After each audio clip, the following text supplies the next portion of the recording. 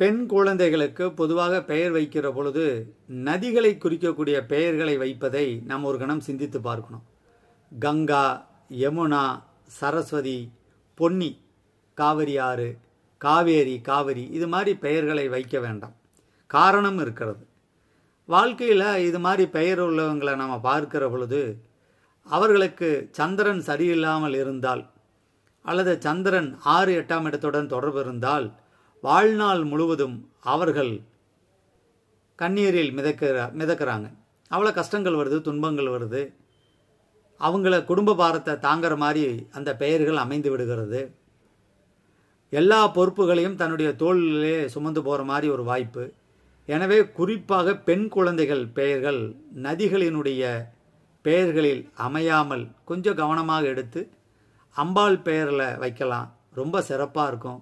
யோசித்து பாருங்களாம்.